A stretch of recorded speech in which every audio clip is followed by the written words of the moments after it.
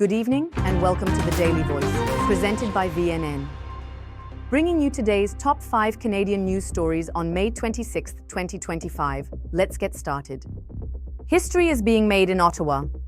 King Charles and Queen Camilla have arrived for their first official visit since his coronation.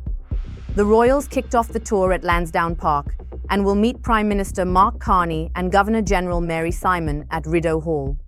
The highlight? Charles is set to deliver Canada's speech from the throne, the first time a reigning monarch has done so since 1977. The visit comes as diplomatic friction brews between Canada and the Trump administration. Some view the King's presence as a symbol of constitutional unity in uncertain times. Prime Minister Mark Carney is changing the game in Ottawa. Instead of Trudeau-style to-do lists, Carney has issued a streamlined 800-word mandate letter to Cabinet, built around 7 national priorities. They include rebuilding ties with the US, fast-tracking housing reform, fixing immigration, and slashing government costs. He's aiming for real outcomes over political box-checking. Carney says he wants to build the strongest economy in the G7, and it starts now. Foreign Ministers Anita Anand and S. Jaishankar are picking up the phone, literally, to reboot relations between Canada and India. The two held a high-level call focused on rebuilding trust and renewing economic and strategic partnerships.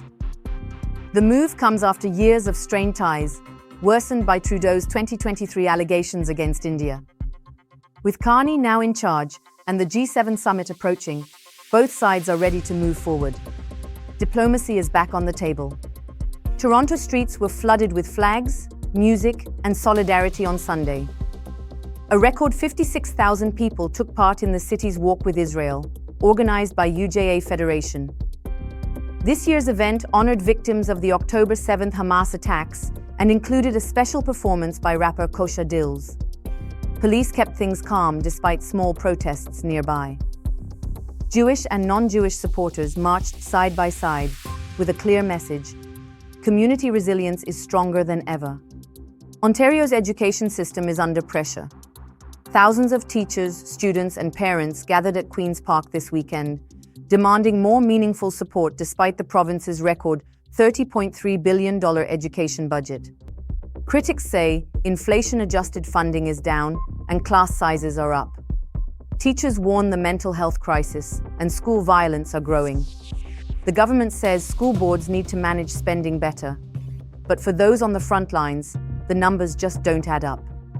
That's all for today's top stories. Thank you for joining us on The Daily Voice, presented by VNN. Stay informed, stay engaged, and we'll see you next time.